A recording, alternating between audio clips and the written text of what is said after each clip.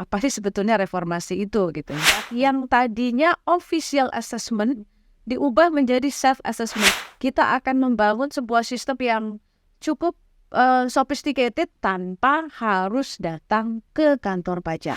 Kesempatan untuk melakukan fraud menjadi semakin kecil atau mungkin bahkan tidak ada sama sekali.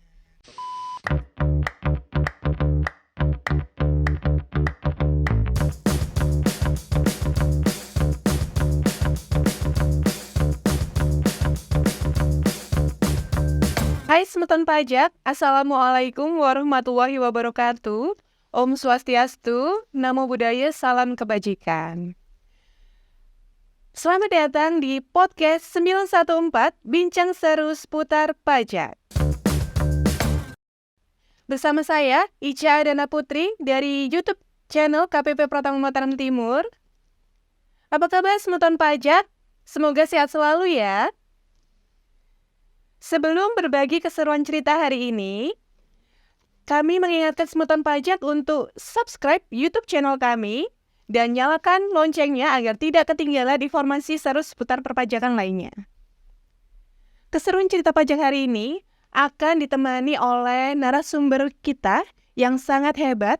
Beliau menjabat sebagai Direktur Penyuluhan, Pelayanan dan Hubungan Masyarakat kepada Ibu Dwi Astuti. Selamat datang Ibu. Terima kasih Ica. Apa kabar? Kabar baik. Ica apa kabar? Alhamdulillah baik Ibu. Lancar Bu perjalanan ke Lombok? Alhamdulillah, Lombok luar biasa. Senang sekali saya di sini. Baik, kita langsung saja ya Semeton Pajak ya.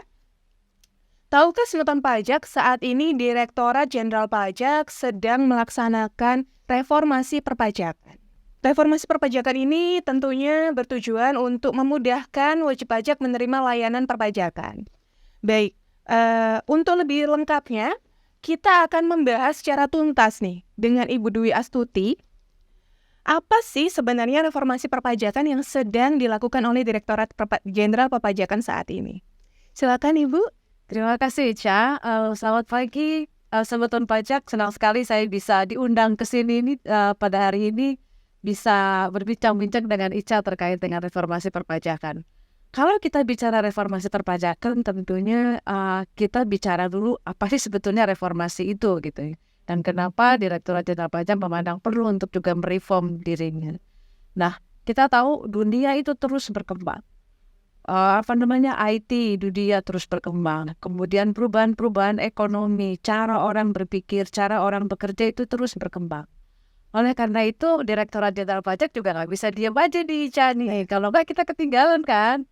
Nah, oleh karena itu, Direktorat Jenderal Pajak juga mengubah dirinya, dalam hal ini mengubah institusinya dari sisi struktur organisasinya, dari sisi SDM-nya, dari sisi regulasinya, ada proses bisnis dan IT-nya juga diubah. Ya intinya itu adalah untuk kemudian menjadi institusi yang lebih baik, yang memberikan pelayanan yang lebih baik dan artinya bisa memberikan sumbangsi yang maksimal kepada negara tentunya. Oleh karena itu kalau ditanya kenapa reformasi perpajakan, ini sebetulnya adalah sebuah keniscayaan di mana Direktorat Jenderal Pajak terus mengikuti perkembangan dunia saat ini. Kemudian mengubah dirinya, organisasinya, SDM-nya, peraturannya gitu ya, IT-nya, database-nya menuju ke arah yang lebih baik demi bangsa dan negara. Pastinya bahasa sederhananya seperti itu. Oke, berarti tidak hanya regulasi saja ya Bu ya yang ubah ya. Ada 5 pilar ya tadi yang diatur. Baik, nah terkait dengan 5 pilar itu tadi Bu, sebenarnya tujuan dari reformasi perpajakan ini sendiri itu tujuan utamanya itu apa? Pastinya ultimate goals atau tujuan utama dari reformasi perpajakan itu adalah dalam rangka Direktorat Jenderal Pajak melaksanakan fungsinya sebagai institusi yang mengumpulkan penerimaan negara. Kita tahu bersama ya Semeton Pajak bahwa 75% APBN itu berasal dari pajak. Nah, oleh karena itu tujuannya ultimate goals-nya atau tujuan utamanya itu pasti mencapai yang 75% tadi dari APBN. Tapi sebetulnya selain itu selain untuk mencapai penerimaan negara, di sisi lain Direktorat Jenderal Pajak juga tujuannya adalah memberikan layanan yang lebih baik kepada masyarakat wajib pajak. Karena tentu saja yang tadi 75% penerimaan negara yang berasal dari pajak itu tidak mungkin dicapai hanya oleh Direktorat Jenderal Pajak saja tanpa bantuan para semeton pajak. Nah, oleh karena itu reform ini bertujuan untuk memberikan kemudahan, menyediakan fasilitas layanan yang lebih baik kepada semeton pajak untuk melaksanakan hak dan kewajiban perpajakannya. Nah, ini nih tujuan utamanya sebetulnya. Gitu, Ica. Goals-nya ternyata banyak sekali ya Bu ya dari reformasi perpajakan ini ya. Baik, seperti kita ketahui bahwa Direktorat Jenderal Pajak itu sudah sejak lama sebenarnya melakukan reformasi perpajakan. Perjalanannya sangat panjang. Mungkin boleh diceritakan secara singkat, Bu, perjalanan reformasi perpajakan ini dari yang dulu kala sampai dengan saat ini kita mencapai teknologi semakin maju ini gitu. Betulnya, kalau kita bicara reform ini seperti yang Ica tadi sampaikan sudah cukup lama sekali. Sebetulnya yang bisa kita tandai sebagai langkah reform yang pertama itu di tahun 1983. Di sana pada tahun 83 itu disitulah awal tonggak pertama kita mereform ya sebetulnya institusi pajak, di mana waktu itu untuk pertama kali kita punya undang-undang namanya Undang-Undang PPH, Undang-Undang Pajak Penghasilan, Undang-Undang Pajak Pertambahan Nilai gitu ya. Dan yang lebih fundamental lagi adalah di mana sistem pemungutan pajak yang tadinya official assessment diubah menjadi self assessment. Official assessment itu jadi ditetapkan oleh petugas pajak gitu ya. Jadi kalau semeton pajak punya harus bayar pajak sekian gitu. Itu ditetapkan oleh petugas pajak. Tetapi sejak tahun 83 itu diganti menjadi self assessment dalam artian semeton pajak saat ini mulai tahun 83 itu untuk menghitung pajak, untuk kemudian melakukan pembayaran pajak maupun melaporkannya itu dilakukan sendiri oleh semeton pajak gitu. Nah, itu yang fundamental sekali di tahun 83. Kemudian dalam perjalanannya undang-undang juga banyak mengalami perubahan tadi disesuaikan dengan perkembangan zaman, perkembangan IT, perkembangan teknologi. Dan yang cukup signifikan itu terjadi di tahun 2021-2022 di mana itu struktur organisasi Direktorat Jenderal Pajak itu juga mengalami perubahan yang cukup signifikan.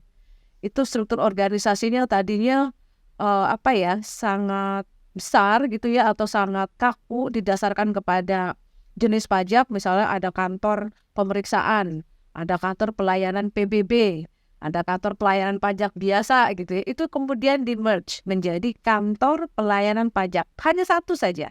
Jadi semua kewajiban itu dilaksanakan di kantor itu. Kalau dulu tuh yang diperiksa pergi ke kantor pemeriksaan, yang mau bayar PBB pergi ke kantor pelayanan PBB gitu ya. Nah, ini menyulitkan. Lagi-lagi tujuan reformasi itu adalah untuk memberikan layanan yang baik kepada wajib pajak, kepada para semeton pajak.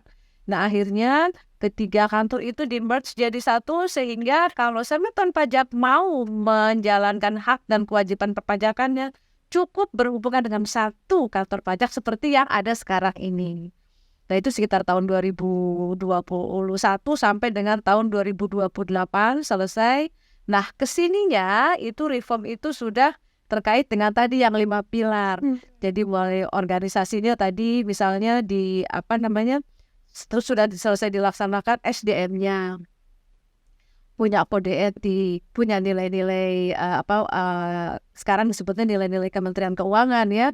Kalau dulu kita punya nilai-nilai Direktorat Jenderal Pajak, sekarang sudah ya dengan reform juga itu jadi nilainya Kementerian Keuangan. Itu dari sisi SDM. Kemudian dari sudut proses bisnisnya lebih disederhanakan, lebih di-streamline istilahnya.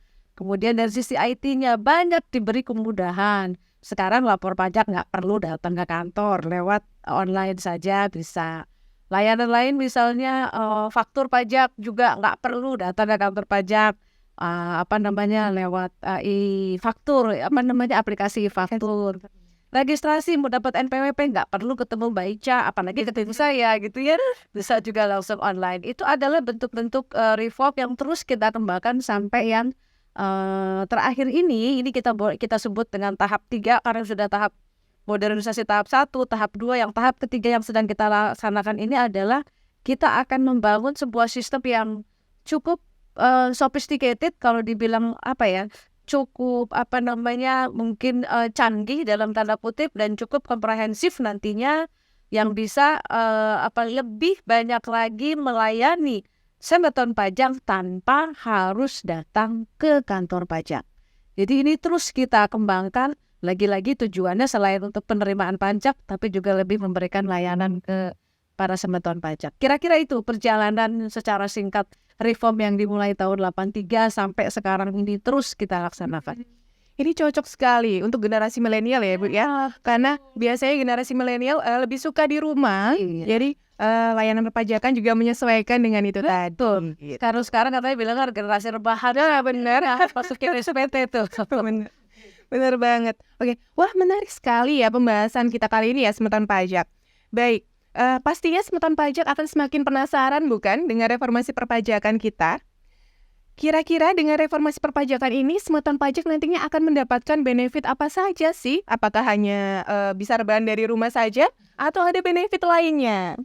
Baik, Bu Dwi, ke depannya ini, benefit apa saja yang nantinya akan didapatkan oleh wajib pajak dengan adanya reformasi perpajakan ini? Ya. Yang pasti dengan penggunaan IT yang nanti saya katakan tadi mumpuni ya bagi Direktorat Jenderal Pajak maupun para semeton pajak. Yang pertama, keuntungan yang akan diperoleh dari sisi layanan itu pastinya menghemat waktu, menghemat tenaga, menghemat uang juga untuk ongkos ke kantor pajak. Ini mungkin dalam bahasa rembuknya disebut dengan cost of compliance-nya menjadi rendah. Bahasa rembuknya keren banget ya.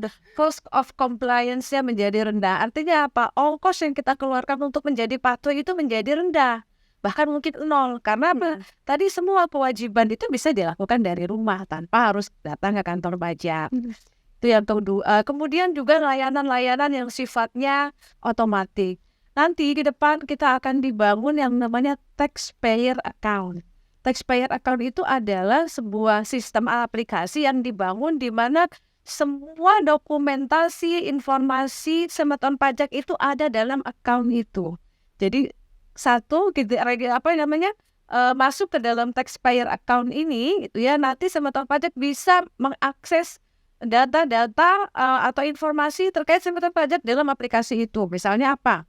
Data pendaftaran atau data registrasi, data pembayaran juga ada di sana, data pelaporan, data pembayaran atau data transaksi, atau kalau juga sedang mengajukan permohonan, itu juga semua ada di sana. Cukup satu aplikasi, semeton pajak akan mendapatkan semua informasi. Nah, ini adalah salah satu juga bentuk layanan yang kita akan bangun gitu ya. Dan satu hal lagi, tadi saya katakan dengan minimnya interaksi antara pegawai pajak, petugas pajak dengan wajib pajak, ini juga akan meminimalisir adanya fraud mungkin ya. Fraud, ya, nah itu bahasanya gitu ya. Jadi kan it takes two to tango, kata orang, butuh 2 orang untuk menarik tango. Artinya apa? Kalau kita batasi pertemuannya sehingga kemudian kesempatan untuk melakukan fraud menjadi semakin kecil atau mungkin bahkan tidak ada sama sekali. Nah, kira-kira itu yang dari banyak keuntungan yang lain yang mungkin dalam kesempatan ini bisa saya sampaikan terkait modernisasi atau reformasi yang sedang dilakukan di Direktorat Jenderal Pajak. Baik, ternyata benefitnya banyak sekali semeton pajak. Layanan perpajakan kita menjadi simple, cepat, accountable, transparan, dan juga terjaga integritas Direktorat Jenderal Pajak ini ya Bu ya. Kesimpulannya Ica luar biasa. Baik, pertanyaan terakhir nih Bu. Seperti yang kita ketahui bersama bahwa di tanggal 1 Januari 2024 akan mulai diterapkan secara nasional NIK menjadi NPWP. Nah, mungkin dapat disampaikan oleh Ibu apa saja sih manfaat atau kemudahan yang akan didapatkan oleh wajib pajak dari terintegrasinya NIK menjadi NPWP itu. Ya. Ya, ini juga adalah salah satu deliverables, bukan deliverables, saya katakan salah satu feature dari program reformasi pajak, yaitu integrasikannya NIK dan NPWP. Sebetulnya ini latar belakangnya ada juga nih Mbak Ica. Jadi ini itu sebetulnya adalah salah satu inisiatif yang diambil di Undang-Undang HPP, di Undang-Undang Harmonisasi Peraturan Perpajakan. Peraturan pajak maksud saya, harmonisasi peraturan pajak, akan rencana pemerintah melakukan satu data Indonesia. Nah, nantinya kan kelak nih pemerintah melakukan bahwa nanti itu semua data terintegrasi. Nah, dengan inisiatif ini kita menuju ke arah sana, sehingga kemudian layanan-layanan yang tadinya berbasis NIK atau berbasis NPWP itu menjadi terintegrasi. Nah, kalau sudah begini, ini tentu saja layanan yang akan diterima oleh teman-teman semeton itu menjadi akan lebih mudah karena basisnya sudah nggak perlu ingat-ingat lagi banyak.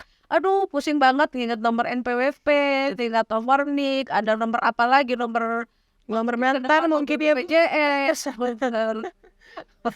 nomor telepon pacar, beda ya itu selalu ingat. Nah, hanya dengan nomor satu kita ingat NIK aja gitu. Nah, itu kita sudah bisa mengakses layanan-layanan yang ada.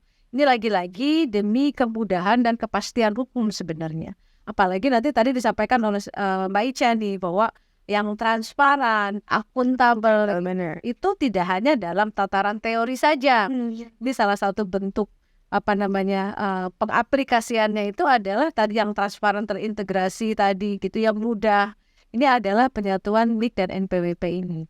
Sehingga ke depannya ini buat teman-teman yang sudah valid nih melakukan validasi antara NIK dengan NPWP itu akan lebih mudah untuk mengakses layanan-layanan di Direktorat Jenderal Pajak. Makanya nih pesan sponsor nih, teman-teman semeton yang belum melakukan validasi NIK NPWP segera lakukan, karena per 1 Januari nanti seperti yang Mbak Ica bilang, semua layanan di DJP sudah berbasis NIK. Dan tentu saja kalau sudah terintegrasi, sudah tervalidasi, teman-teman semeton akan lebih mudah mendapatkan layanan-layanan dari Direktorat Jenderal Pajak. Keren sekali ya Bu ya, ternyata reformasi perpajakan yang sedang dipersiapkan oleh Direktorat Jenderal Pajak. Ya. Baik, izin menyimpulkan ya Ibu ya, dari pernyataan Ibu tadi, berarti dengan adanya reformasi perpajakan ini, seluruh layanan perpajakan pastinya akan menjadi lebih mudah, lebih akuntabel, lebih transparan, dan akan membuat Direktorat Jenderal Pajak integritasnya tetap terjaga ya Ibu ya. Benar. Luar biasa sekali obrolan kita hari ini. Terima kasih banyak Bu Dwi sudah bersedia untuk membagikan informasi seputar reformasi perpajakan kepada para semeton pajak.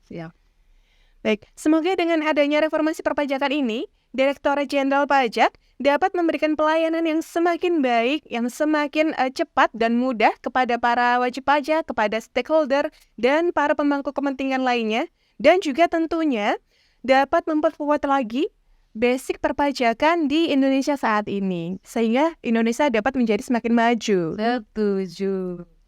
Oke, mungkin itu sedikit banyak dari kami untuk semutan pajak semua. Yang mungkin masih ada pertanyaan atau mungkin ingin mengetahui informasi update seputar perpajakan, dapat langsung akses ke media sosial kami di Facebook ataupun Twitter ataupun di Instagram @pajakmatim @pajak Mataram Timur gitu. Dan juga di channel YouTube kami juga rajin untuk membagikan podcast juga Bu Dwi gitu. Dan juga kami ada website namanya Berugak Matim. Di Berugak Matim itu ada informasi-informasi seputar perpajakan dan juga ada pojok reform juga Ibu. Dapat diakses melalui pajakmatim.info semeton pajak. Mungkin Bu Dwi ada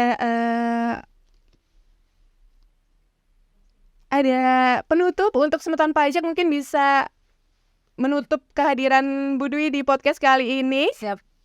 Ya, terima kasih Mbak Ica. Semeton pajak yang mungkin ingin saya sampaikan kepada semeton pajak semua adalah bahwa reformasi perpajakan yang kami lakukan ini tentunya adalah untuk kepentingan kita semua, untuk kepentingan bangsa Indonesia. Dan seperti saya katakan tadi bahwa 75% APBN kita itu berasal dari pajak. Sehingga 75% roda pembangunan di Indonesia ini itu digerakkan dari dana yang bersumber dari pajak yang dibayarkan oleh para sembatan pajak. Oleh karena itu dalam kesempatan ini saya mengucapkan terima kasih kepada para sembatan pajak yang sudah melaksanakan kewajiban pembayar pajak dengan baik, dan kami juga tetap memohon atau meminta usulan atau barangkali kritik gitu ya, supaya kami bisa lebih baik lagi. Kalaupun ada pengaduan mungkin kalau misalnya ada teman-teman pajak yang kurang baik dalam tanda kutip, silahkan saja adukan saja. Ini tadi sudah disampaikan juga oleh Mbak Ica, kemana-kemana tadi alamat-alamat apa, adres-adres apa, para sembatan pajak bisa menghubungi kami. Sekali lagi terima kasih atas peran serta sembatan pajak dalam melakukan pembayaran pajak. Baik, saya Ica Adena Putri dan juga narasumber kita yang luar biasa Ibu Dwi Astuti. Mohon izin untuk pamit undur diri ya sembatan pajak ya. Sampai jumpa di episode podcast berikutnya. Bincang seru seputar perpajakan. Wassalamualaikum warahmatullahi wabarakatuh. Om Santi Om, mari dukung reformasi perpajakan di Indonesia untuk Indonesia yang lebih maju. Dukung KPP Pratama Mataram Timur dalam membangun zona integritas menuju wilayah birokrasi bersih dan melayani.